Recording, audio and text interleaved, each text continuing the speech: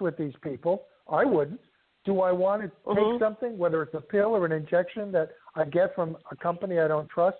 And Gallup polls show that the pharmaceutical industry is the least trusted industry in America. So, I mean, that kind of sums it up for me, you know, and the rest is dressing. But look, there's cures.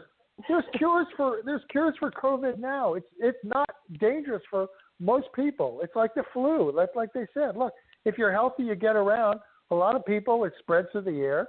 We have germs. You know, Pasteur's germ theory, which the whole medical industry is based on, because you can have a vaccine or a pill for every germ out there, and that's a great way to make money. But the fact is, Pasteur's rival at the time, or his colleague, let's say, competitive colleague, Antoine Beauchamp, said, no, it's not the germs. We have germs inside of us all the time.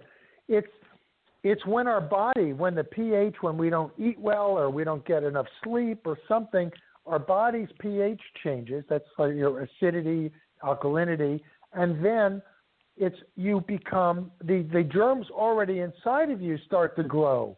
And if there are germs outside of you, COVID, flu, influenza, tetanus, whatever it is, they will, they can add on and affect that. But for the most part, it's taking care of your body and your immune system, which is incredibly smart and miraculous.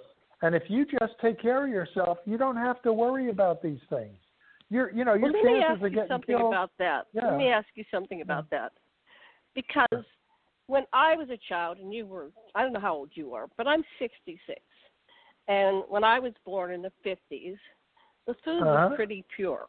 It wasn't like, our food has changed, and you can tell because our Americans are fat, and they're more fat people. And it's like you can eat the same foods you've eaten all your life, but things are gonna happen. So what's going into our foods, and it's being changed and modified by whatever's going on in the air, water, soil. So food isn't the same. So it's really hard to eat healthy to support this process, this natural process within our bodies that should be able to take care of everything. I have answers for that. Mm-hmm. Okay, we'll go into that. How do you eat healthy unless you're growing it in your own land? But I don't even know if what I grow here in Maui, which is probably pretty pure, it's going to be unpolluted because they had GMOs here and they were spreading it all over into the air. So how do you actually get healthy food? I mean, you're right, but I think, look, if my gut tells me, and probably some studies I've read, if you, as much as you can, eat organic food. There's a group online called the Environmental Working Group, EWG.org. They have a great list of the safest fruits and vegetables and the most dangerous ones. If you can't find organic foods, what you can feel better about, what you should avoid, or what you might want to avoid. I'm also working for the pavilion with a group because I want pavilions that are, I see them around the country, around the world, kind of these next generation community centers. Part of that's going to be, we will have greenhouses. I have been working with some of I think somebody here, an entrepreneur in the Virginia area, that has developed an incredible, it even blows away hydroponics growing system, where you have tomatoes that are organic, and instead of a plant producing like normally 15 pounds of tomatoes, they're getting 100 pounds of tomatoes out of a plant. I heard tomatoes aren't good to eat. They keep changing what's good and what isn't. Tomatoes aren't good to eat, arthritis. Yeah, it all depends. It's lycopenes. It depends on your health. There's also ways, that's another thing we will bring forward, there's ways to actually adjust the energy in tomatoes, or to eat things and change it so you don't get sick through biogeometry. There are it's like muscle testing. But instead of just knowing if this is going to be good for you or not, we can change the character of the product, of the quality of the food. And this is something I'm working with groups around the country to bring forward as well. Now, are these things on your website? Or are these articles that we could read? And because people need to wrap their heads around it. Yeah. I'm actually just putting out a health blog. I've got 6 articles coming out in the next few weeks. If people want, they could just email me. It's on that one sheet or on your site at jimgrapek@gmail, for example, or the Pavilion website, and I will put them on the mailing list and can point them towards resources. I'd be happy to. Yeah, I think what we need to do is, because talking about it is too abstract, but actually give them, some things that they can do. As a journalist and a producer,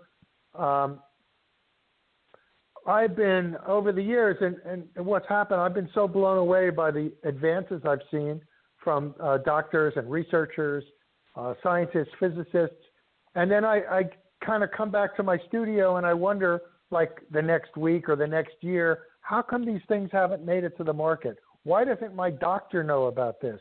And finally, that was actually a big part of the impetus for the Pavilion, because the government, or the globalists or the government or whoever you want to put out there, is not letting these things come forward, really. So I thought, look, they're out there. Why don't we just do it from a grassroots level so we all have access to these new sciences, new technologies, new understandings, and live better? I mean, to me, the point of being here, it's a beautiful planet. There's the trees, the animals, our plants, our pets are great. I mean, why should we be walking around in fear or feeling like, oh my God, I can't, pay my rent next month or whatever it is? And we have all the tools to take care of that. So we really can start focusing on being happy and being healthy and supporting each other. Well, somebody's got control of the narrative. And so let's look at that. That's kind of conspiracy stuff. But somebody's got control of the narrative. Right now, if I just go walking around the streets and stuff, I think they're opening it up Monday. But between now and Monday, it's illegal for me to go out and just, hang out and do nothing. I have to have a purpose why I'm in town. It's a $5,000 fine, up for a year in jail. So I go, fine. See, I don't see any of that as a negative. I just go, whatever, whatever, because I'm totally fine being in my house. I mean, I'm always happy wherever I am, because wherever I am, there I am, right? So I love myself, and I just make the best out of anything, right? So whatever. So they're going to open it up. And there's all these stories about if this happens, that happens, that happens, that happens. Now, the human psyche believes it. This is what happens when you go to the doctor. You might go for something else. They say, well, you got cancer. And then they say, well, you got 6 months to live. There's something about the subconscious, that the psyche. Yeah, and 6 months they die. Grabs onto it, and they die. Right. So we've got this narrative out there. They've got the narrative. They want us. They want to vaccine us all. They want to control our transportation, everything. And we've known about this in the UFO field. Yeah. 20, 30 years. We've known about this. Yeah, so here we are. We're in the New World Order. It's coming about. And it's not going to come about. What I was going to say about it. Well, let me. I mean, that's what TJ was saying. What's going to happen in this post-COVID world? Because every time they want to lock us down now, they have. I don't know. And just to do a disclaimer, I really respect and love everybody. If you've lost somebody, I am so sorry for your pain. I feel your pain. I'm a psychic. I actually feel people's pain. I was in a coma before 911 for 3 days before 911. I woke up, and literally came downstairs after a 3-day kind of coma, and the Twin Towers, it was falling. And I went, oh, shit. And I knew that was going to happen before it happened. And so I'm very psychic. So I feel there's a lot of real death going on right now. It's not just story. Can we ask Jim where he was? Stuff happened.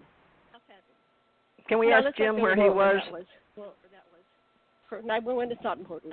I want to stay on this narrative because it's really important. We'll go back to that, but I don't want to. I'm getting feed. You've got your mic up too high, TJ. Yeah, you got feedback. Okay, turn your mic down. Okay, so we're aware of the narrative. We aware of the agenda. Sure. I did the last interview with George Green. NoHoax.com. What do you think about that? Go ahead. Okay.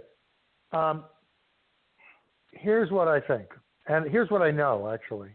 But before I get to what I know about the narrative and why it's not going to happen for me, is because all has to do with the nature of consciousness. But before I touch on that, I just want to say to anybody out there, there are cures that have been suppressed for COVID, for all of these diseases. In fact, it's easy. Things like ozone. And you could check if don't go to your hospital, don't go to your normal doctor, but functional medicine people, acupuncture, other types of doctors or health practitioners, some osteopaths are familiar with this, chiropractors, where you can use ozone, you can use IV vitamin C therapy. They've proven it works in hospitals in Sweden, and they're denying it because, again, it's not patentable, it doesn't make money, they want to put a vaccine out, okay? And if you're not going to, anyway, so you've got those two, that chloroquine, which the president originally talked about. I talked to a number of doctors who've had great results with that. Now, it's not for everybody. If you're in your later stages of illness, no, it doesn't work. But if it's fairly early, it works just fine. So there's plenty out there so there's no reason to be scared of anything or any disease for that matter. I mean, Ebola was a big thing. I was really surprised when an associate of mine, who I had dinner with Dr. Harry van der Zee. He's actually from the Netherlands. He has taken homeopathy.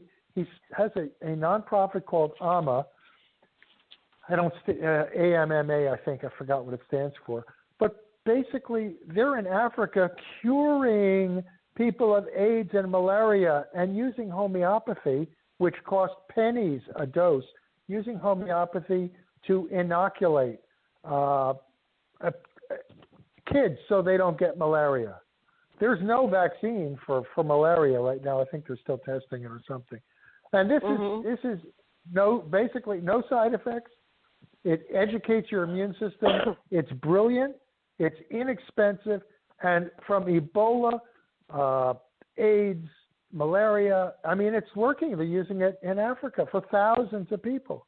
So all of this is out there. You just need to do a little digging or contact, somebody that's in the alternative, which isn't really alternative, maybe natural or traditional medicine community. Mm-hmm.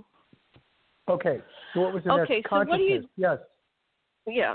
The narrative. So let me just say something quickly, because I've been in this this belief structure for many years, but a couple of years ago, my cat bit me, severed my the tendons in the finger.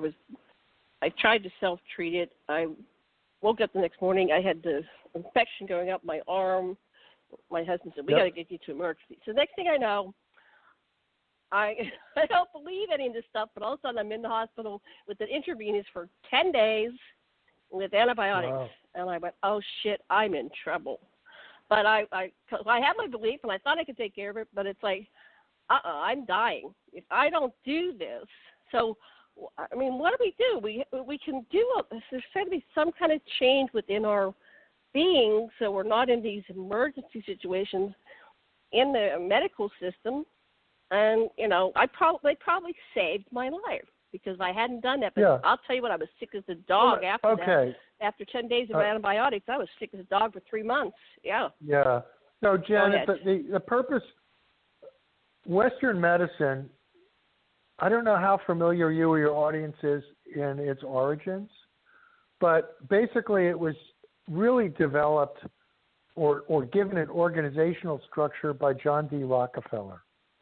John D. Rockefeller was the president or owner of Standard Oil of Exxon, Standard Oil of New Jersey, which was Exxon. Mm-hmm. So he was in the petroleum business. A lot of people aren't aware of this, but most drugs are made from petroleum. So that was a really smart thing he did because he's not just selling oil for, cars and heating. Now he's got petroleum going into the whole medical system. And he Right. hired somebody Wow. named Abraham Flexner to come up with a report basically